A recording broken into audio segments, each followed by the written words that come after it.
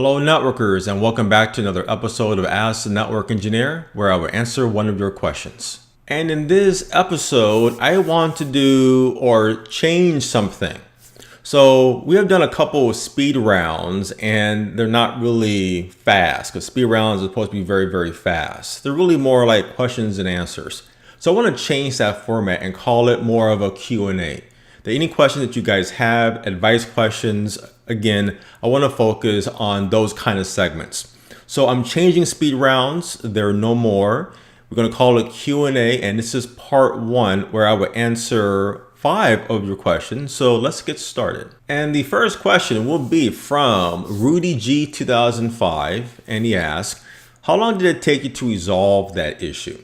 So he's talking about a previous episode that I did talk about troubleshooting strategies. So watch that video first to kind of see what I talked about. And I basically talked about my strategy for how I troubleshoot problems. I talk about that an issue is likely related to one or more, 3 things. It could be either a recent change event, a software event, a hardware event. And I kind of work by a process of elimination, trying to see where the root cause could be at for troubleshooting a problem. So check out that video for more information. So Rudy, to answer your question, that took me about 1 to 2 hours. And really, again, it was just basically me working from the bottom, from the user's perspective, and just trying to see where the issue was. And that's typically how long it takes me, about 1 to 2 hours for most issues, because I follow that same strategy every single time. And the next question is from Daryl Johnson, and I thought this was a great question to include in our Q&A. And that question is, what is practical experience? Keep it nice and simple. That is great, because I have probably talked about practical experience in probably every episode on this channel.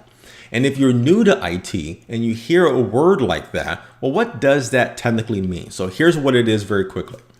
So when I say practical experience, this pertains to actual hands-on work with network equipment in a company network or in a company environment, and not a home lab environment. Because here's the big thing. When you are a network engineer and you come into work and you get logged in and you check out your routers and switches, things like that, you are given requests, whether it's from the help desk, from your manager, or anything like that.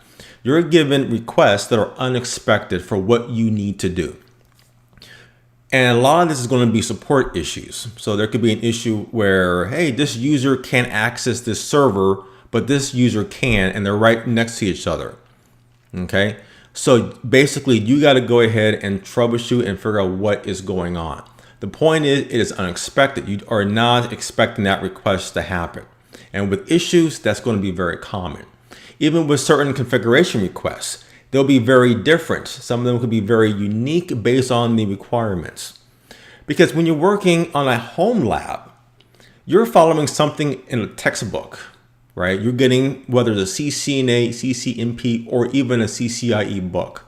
You're getting a lab, you're getting things all connected, you're configuring, let's say OSPF, you're running neighbor commands, looking at the routing table, doing ping tests. Great, OSPF.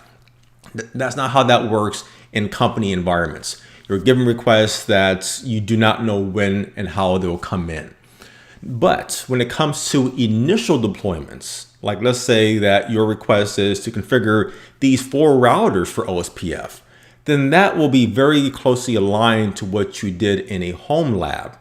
But there's something you need to keep in mind with that also, that there are potential consequences with that in a company environment.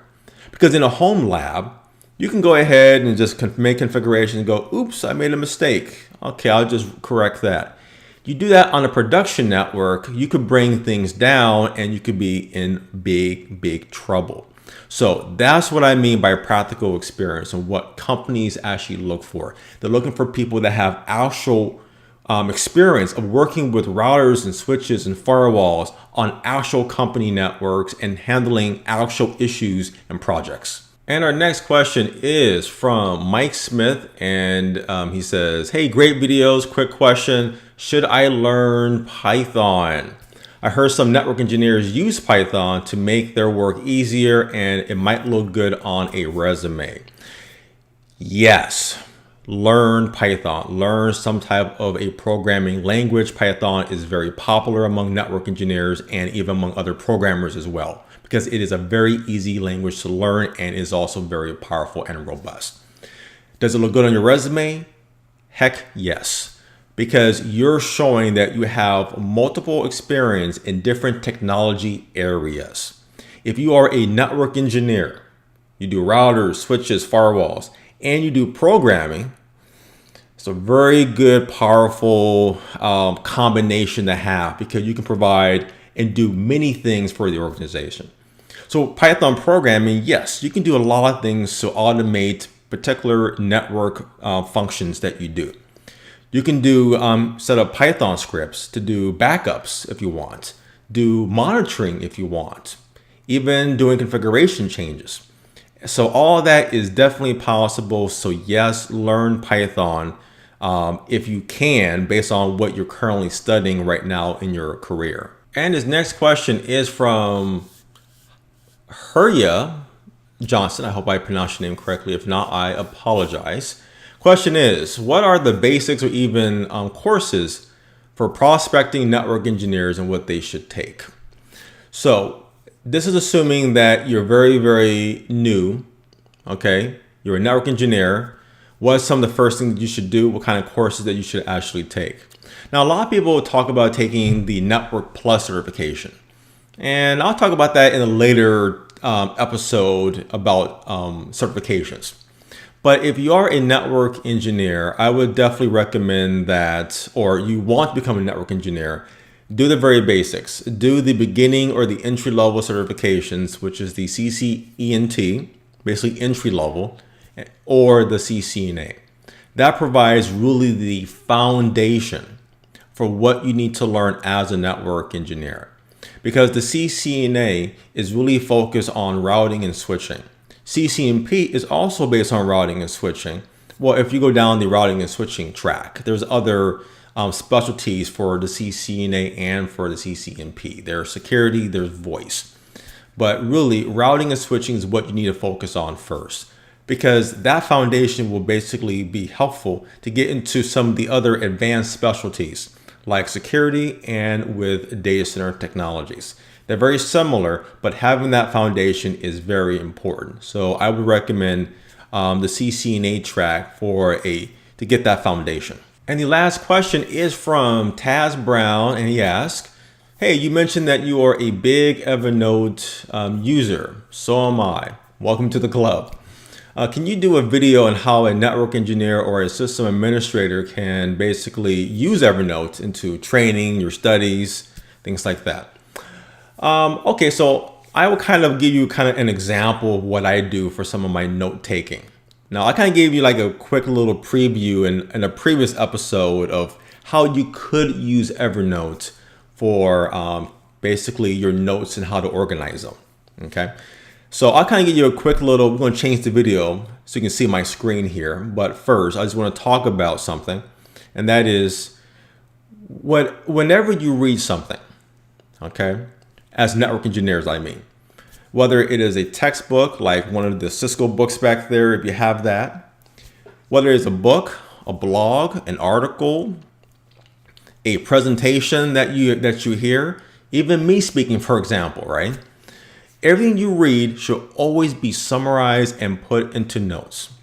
And hopefully those notes, you can basically group them together and organize them, and that it can be searchable. And that's important because as engineers, you're going to be getting a lot of information. And a lot of stuff you're not going to remember. So you need a place that you can actually reference those details. So here is a good example. So I have a particular notebook called Technical, and under that I have different kind of sections here. Now the key thing to understand how I handle my notes is that I group similar aspects for each technology that I learn.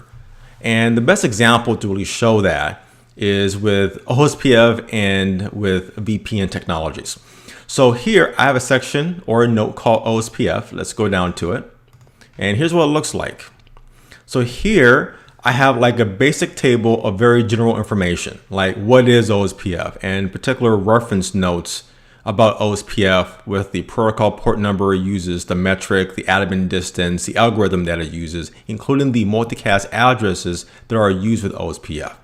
I even have information of what is the default hello and dead timers or priority values or routes for external routes, for example, and even preferences like the election process for DR and BDRs. Then I have particular terms that relate to OSPF in a alphabetical order, or it should be. And then I have things grouped based on very similar functions. And this is great for me because a lot of things are kind of grouped together. So here, this is everything about OSPF messages that I have actually updated or had the time to update.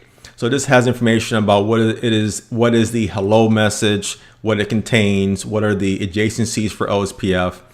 I have a particular table for what are the OSPF area types, the LSA types, the type of OSPF routes, whether they're O, IA, E, or N routes. I have an actual group about the router types. I have another section about the network types for OSPF. The stub area types, any kind of formulas that I thought were actually important for learning, and other best practices and recommendations, configuration, things like that. So that's kind of an example of how I have things. I group things together. And if I go down to, I'll show you one more. Let's go down to VPN. This is another one with a lot of moving parts here. So I have very general stuff. Some stuff I may not fill out because I don't think there's defaults or preferences that are relevant for that. But it's your choice how you want to organize that. I'm giving you my example. I have particular terms about VPN technology or their components. I have a group here in regards to IKE. There's two versions, version 1 and version 2. Those are details that I put in for my notes. The different phases, basically phase 1 and phase 2 and what that actually does. I have the IKE modes, aggressive, main, and quick mode, and what phases they actually pertain to. I have the different protocols of AH and ESP, information about algorithms that I thought were important, even the different modes. Now this is different from IKE modes, right?